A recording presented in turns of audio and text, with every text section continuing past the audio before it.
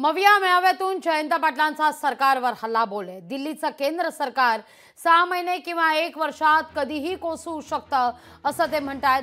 लोकसभेत महाराष्ट्राच्या जनतेने भाजपला मोठा धक्का दिलेला आहे। सेक्युलर शब्द वापरावा लागतोय, हाच भाजपचा पराभव आहे असं जयंत पाटील म्हणतात।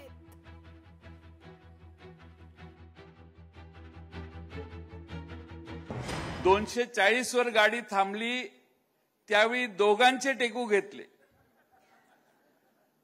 आणि एक बिहारचा टेकू आणि एक तिकडे आंध्र प्रदेशचा टेकू, दोघं एवढी पलटी मारण्यात भाद्दर आहेत की यांचं दिल्लीचं सरकार कधी खाली येईल याचा नेम नाही।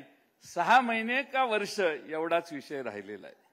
आणि म्हणून लाल किल्ल्यावरून भाषण करताना युनिफॉर्म सिव्हिल कोड नाही, सेक्युलर सिव्हिल कोड, सेक्युलर शब्द वापरायला लागायला लागला। याच्यातच तुमची हार आली। तुम्ही 10 वर्षापूर्वीपासून जो टेंबा मिरवला भारतात त्यात सेक्युलर शब्द कधी वापरत नव्हता, पण आता तुमच्या लक्षात आलं भारत तुम्हाला एवढा मोकळा सहजासहजी चालून देणार नाही। लोकसभेमध्ये महाराष्ट्राच्या जनतेने एक मोठा धक्का त्यांना दिलाय।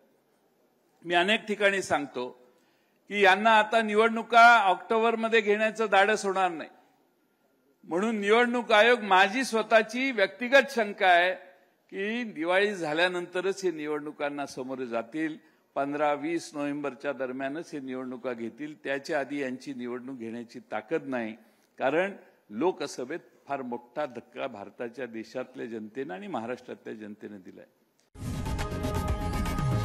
लोकशाही मराठी ऐका, पहा, जागरूक रहा।